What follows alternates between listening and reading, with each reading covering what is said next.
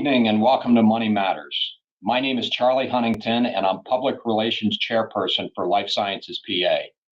Life Sciences PA is the voice of advancement for Pennsylvania's bioscience, medical device, CRO, and healthcare IT industries. Today, we continue our special series on science leaders in our local community. But first, I'd like to remind our viewers that from time to time, financial issues relating to life sciences, healthcare, or technology matters may be discussed on the show. These discussions are not and should not be viewed as financial advice. Moreover, since this program is pre-recorded and shown at a later date, please keep in mind that the information may no longer be current. You should always check with your financial advisor before entering into any financial transaction. I'm pleased to have with me as my guest host, Kimon Hatza. Kimon is a business attorney and partner at GrowthCounsel, LLC in Philadelphia. His focus is in the life science, healthcare, and information technology areas. Welcome, Kimon. Thanks, Charlie. Happy to be here. Kimon, we've been talking about this, and can you fill our viewers in on sort of what your practice has been up to since our last show, and maybe specifically with challenges in financing? Sure, I'd be happy to, Charlie. We've been pretty steady with deals, and year end for transactional lawyers is always our busiest time. So we have a lot of deals in house, both M&A deals and financing transactions in particular, to the point where we've actually been have to turn some deals away and refer them out to other counsel. Enough in-house right now to probably carry us through the first quarter of next year. But one thing that I have noticed in prior shows, you and I had talked about the number of life sciences transactions that I had pending. A number of those deals have died, and from my own personal experience and what I'm hearing word of mouth from other folks like me who handle a number of those transactions, is that some, particularly where there's buyers are backed by financial folks, private equity and so forth, they've run into some problems where acquisitions have been done historically through borrowing money when money was pretty cheap, and now with interest rates having gone up, it's been harder for them to do those transactions that way. And in fact, some of the transactions that they did do, they're feeling the pinch a little bit. So that certainly was an issue for some of the transactions I was working on. I don't know specifically whether that's been an issue generally throughout the industry, but I've heard it at least anecdotally from others who do the work, the same type of work that I do. So that might be an issue to keep an eye on. That's exactly what we have been hearing. It's been a challenge in the industry that you and I have followed around now for 15 plus years together, and many years beyond that before we got to know each other. So thank you for the update, Kimon. We're going to keep moving tonight. We've got a great show, but before I introduce our special guest, I want to remind you how future questions can be answered on an upcoming episode. You can have your questions answered on Money Matters. Please go to our website, money-matterstv.com. On our homepage, click on the banner on the right that says, Send us your questions. While you're on our website, you can find information about our host and guests, as well as show notes and links about this show and past shows. Money Matters is also available as a podcast on iTunes and Stitcher, so you can listen to Money Matters while you're on the go. That website address, again, is money, M-O-N-E-Y, -matters, M-A-T-T-E-R-S, TV.com. It's with great pleasure that I introduce Mumbi Dunjwa. Mumbi is currently founder and CEO of Naturaz, where she is head of R&D and the formulator of the company's vegan hair care products. She's a citizen of many worlds, born in Nairobi, Kenya, to parents who were academics. Her father was actually a university professor, and her mom was a high school biology and chemistry teacher. She was educated in the United States, earning degrees in chemistry, nuclear medicine technology, and information systems management.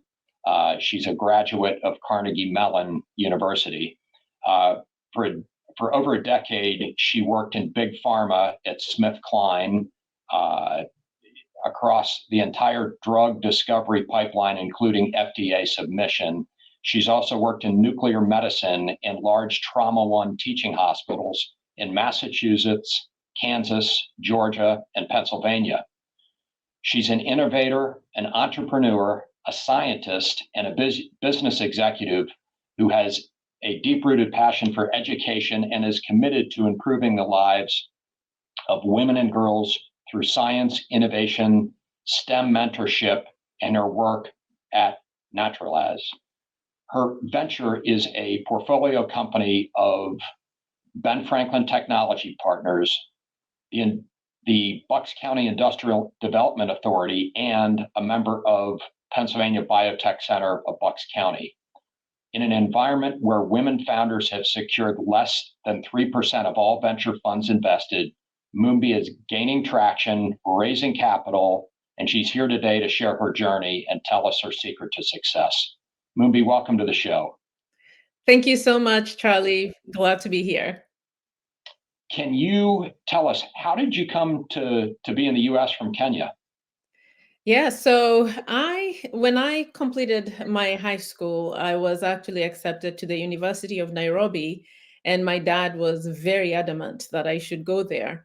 But my sister happened to be in the United States, in Massachusetts, and we've always been very close. And I wanted to be with her here in the US. And I thought that I would still get a fantastic education. And so between my mom and I, we were able to convince my dad to be on the same page as we were, and send me over to the United States. And that's how I wound up here. And I landed in Boston, Massachusetts, and then from there on, I pursued my education in chemistry and nuclear medicine technology, as you earlier summarized, and then later on pursued an information systems management degree from Carnegie Mellon University. Very good. And you mentioned that you worked in trauma centers early in your career. What took you inside trauma centers? Yeah, so as far as the trauma centers, what happened is while I was studying chemistry, I spoke with my advisor, and I was basically sharing with him that I would like to pursue a career in medicine. And so we spoke about it, but I said to him that I wasn't too sure yet. It was something that I was sort of thinking through and thought I would do pretty well. And he said, look, instead of you just going straight for it as part of, like the whole pre-med scene, let's have you continue majoring in chemistry, but then let's have you also take on nuclear medicine technology, and in conjunction with the University of Massachusetts in Worcester, MA. And that way you can wind up in, large hospitals, working very closely with doctors, get to know them, get to collect all this information, and then decide whether that is something you want to commit to. It's going to be additional many years of study. And if that's what you want to do, then you'll be sure, because you'll be right in the hospitals working. And so that's what I decided to take on.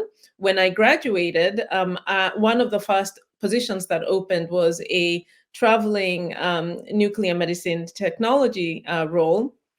And I took that on and wound up in several large trauma centers, working with patients, looking at everything from metastatic cancer that has spread to the bones to brain death. So I got to really get a good close look at what it would take to be in that space. But while I was there, I realized that one of the things that was really so intriguing for me was the technology. you see, with nuclear medicine, we give small amounts of radioactive material. Those are injected in the vein, and they go into the body. And what happens is they are chelated to certain elements that will percolate or concentrate in certain areas of the body that we want to study. And then you sit under a large sodium iodide crystals, these big, huge machines. You're specialized in operating them as well. And these machines pick up all these gamma ray interactions, right? And they transmit them to a television screen through software. And you start seeing the body of the human start coming up, really looking at the physiology. And it was all so fascinating for me. And I thought, wow, how does all this happen from someone laying here, giving all these interactions? It's being picked up by this crystal and then transmitted to a computer. And that got me very interested in technology and the application of technology also for medicine. And it took me in a bit of a different direction. And I enrolled in Carnegie Mellon and wanted to study this further and bring it all together, and wound up in the pharmaceutical industry. Amazing. So how did your experience at GlaxoSmithKline set you up to found a company like Naturaz? Right. I think one of the things that happened when I was in grad school was that I took an entrepreneurship class. That was one of the courses that was offered, and it's one of the ones I chose to take on. And as I did that class, I had already started observing a problem in the marketplace that I thought I could potentially contribute to and solve. And it was mainly, it had to do with the hair care space, which was an interesting thing, given that we were really also looking at the technology even at that time. And so what happened is when I went into GlaxoSmithKline, I sat between the science, the entire drug discovery pipeline, all the way to FDA submission, and also the technology as well. And as I worked in the industry, I really got a good sense of what it took to do research and development. Of course, in the pharmaceutical industry, you're looking at actives. There's a lot of scrutiny and a lot of data that needs to be collected in order to get to the point of an FDA approval and having the drug substance out in the marketplace. But I got a really good sense of what it takes to innovate, to invent something, to look at a problem in the marketplace, to come up with a solution, take it through all the research and the testing, and finally get it out into the marketplace. So being at GlaxoSmithKline was really helpful for me in that respect, in understanding drug, not only drug discovery, but how to really bring something to the marketplace. And also my role was quite broad. I touched business operations all the way to putting technology in place to support business processes. And all that knowledge is what I have brought into Naturaz to build the formulas and to get them out into the marketplace. So Naturaz is a health and beauty company, and we are in the clean beauty space, and we formulate, manufacture, and sell 100% vegan hair care products that infuse and sustain 3 times more moisture in hair. We don't include any sulfates or parabens in our products. We avoid silicones, mineral oils, petrolatum, dyes, and a lot more ingredients that we feel, we are not, don't keep the customer top of mind. And we actually sit at the intersection of health and beauty. And our goal is to make sure that as we formulate the products for our consumers, that their health is also something that we take into account when it comes to the types of ingredients that we put in the products. Mumbi, are there products on the market right now that actually compete directly with you? Are there other people trying to do what you're doing? Yes. So in the marketplace, what happened, the gap that I noticed for Naturaz is I noticed that for myself, it was really difficult to take care of my thick, coily hair. And as I looked out in the marketplace, whether it was children and women and so on, I noticed a similar struggle, of course, going on. And what would happen for a lot of people is that they would use, ingredients or products that would straighten the hair. And these products contain, let's say, an ingredient like sodium hydroxide, which is quite caustic and can also damage follicles, right? The same thing would happen with braiding, because when you braid the hair, you don't have to deal with it. But if the braids are too tight, it would damage the scalp. I noticed the same thing with frequent heat. And this is across all ethnicities. A lot of women love straightening their hair, but the more frequently you do it, the more damage the more damaged your hair becomes, the drier it becomes. And I noticed that over time, women were either experiencing hair loss that's non-genetic, and as women got to middle age, it started becoming an issue. Now, with the advent of the internet and social media, there was this groundswell, this movement of people, especially women with textured hair, which is, your loose curls all the way to your tight coils, and especially with the tight coils, because that's where most of the issues were being felt. And people started demanding better products for their hair. And so over time, there have been a bunch of companies that have come up, or brands that are addressing this space. We are, of course, one of those with a focus on moisture and infusing moisture in hair and allowing the hair to hold more of that moisture so that it's easier to manage. So yes, there are other hair care products that are out there that are really addressing the textured hair care space. And our strength is really in infusing and sustaining moisture in hair, making it very easy to manage and keeping it healthy for as many years in someone's life as possible. Okay. What are the biggest barriers to entry into your industry? The biggest barriers to entry at the moment are mainly with respect to, I would say, being fast to market is a big deal. But going into market and being able to prevail is very much dependent on how much capital a company brings into the company. And that is so that the company can make as much noise as possible, advertise, and have their solutions be accessible to people in the marketplace. So I believe that at this time, what has happened is this space is so interesting and so hot right now that there are larger companies that are acquiring a lot of these innovations that are filling a gap that has not been filled in the past. And these companies come in with deep pockets as well. And so for smaller companies, the barrier of entry is always going to be how much capital a company has to reach as big a market as possible. I see. Yeah. Do you, in this industry, I know the difficulties with the pharmaceutical industry and the different phases you have to go through with the FDA in order to get to market.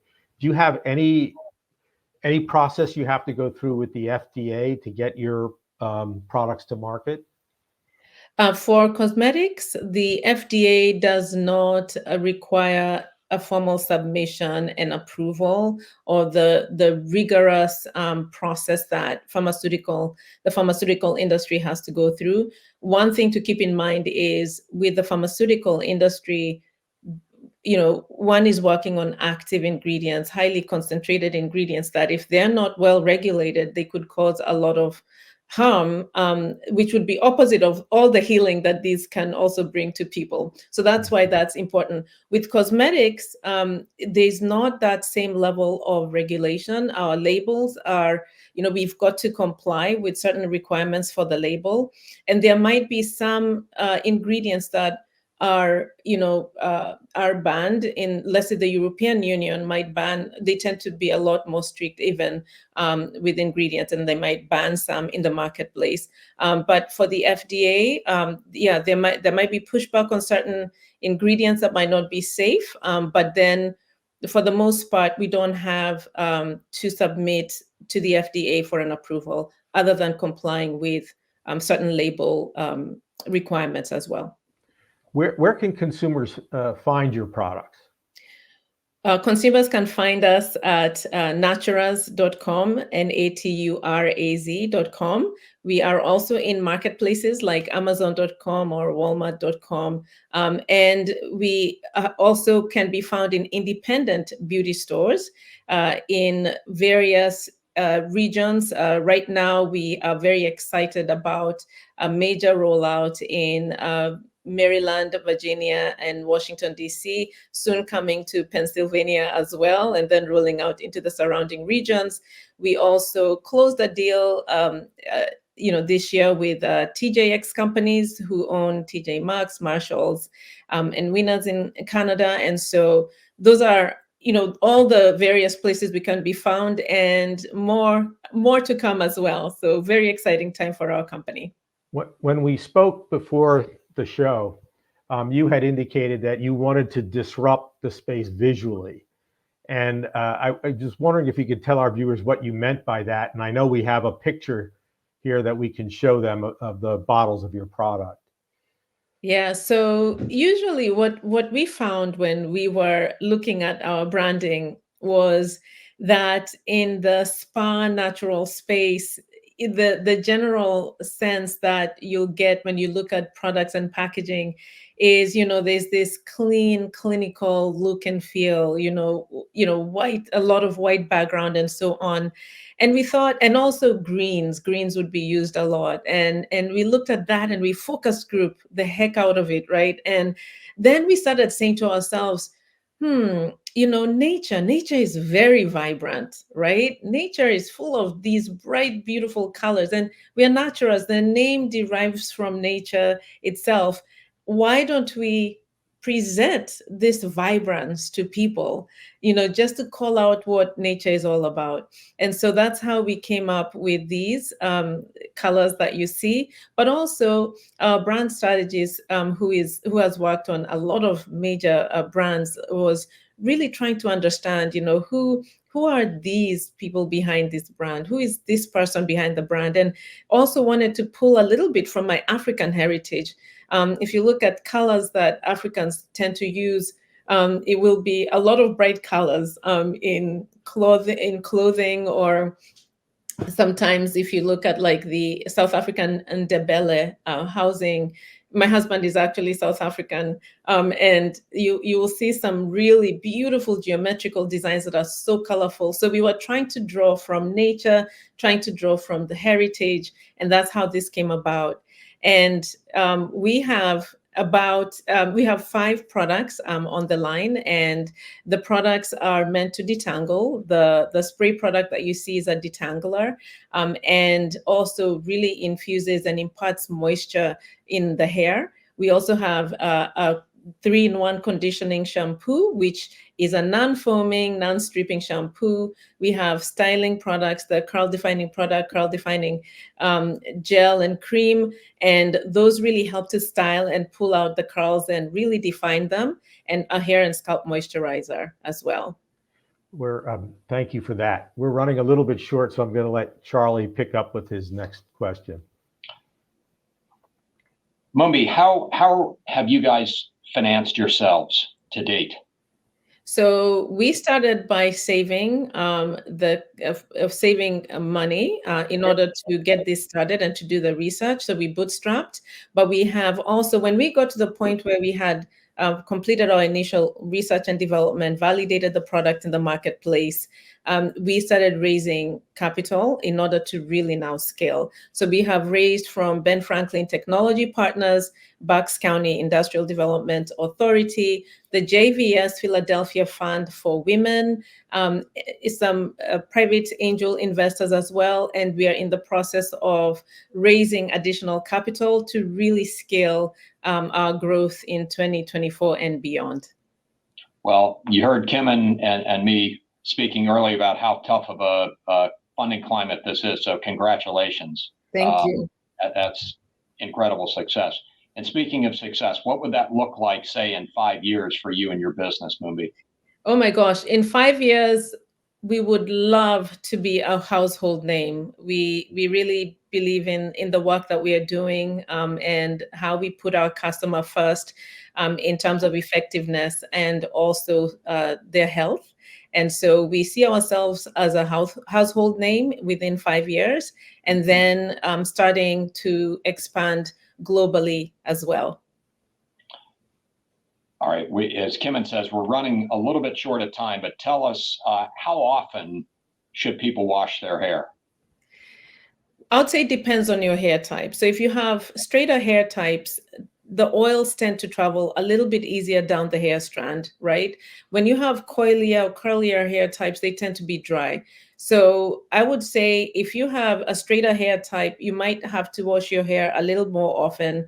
Some people wash every day, but I don't know that every day is a necessity. It depends on how active you are. While curly hair, it depends. If you have very coily hair, once a week, once every 2 weeks might be sufficient, as long as you're not sweating so much, doing work that, gets a lot of dust on your hair.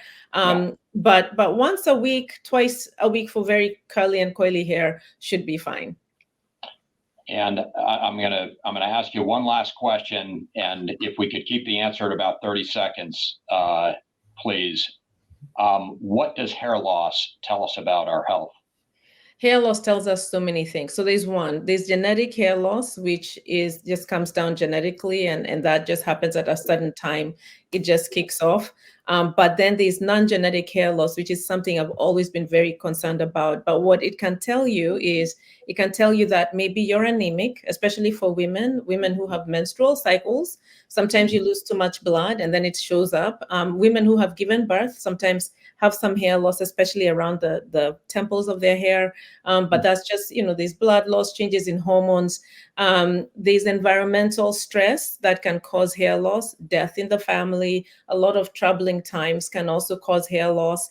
But it can tell you what's happening to you environmentally, what's happening to you physically and inside your body. And it's important to take note of hair loss and really drill down to why that's happening. It can tell you whether or not you're not well. So It's important. All right. Certainly the present funding environment can cause hair loss too. So yes. Thank you so much, Mumbi. We could continue with the other 5 questions that Kimon and I had for you. Kimon, you were a great guest host. Mumbi, thank you. You were an incredible guest. I want to remind our viewers that next week, David Emery from Planning Capital, and he's a certified financial planner, will be with us. So we invite you to join us again then. Thanks very much and have a great evening.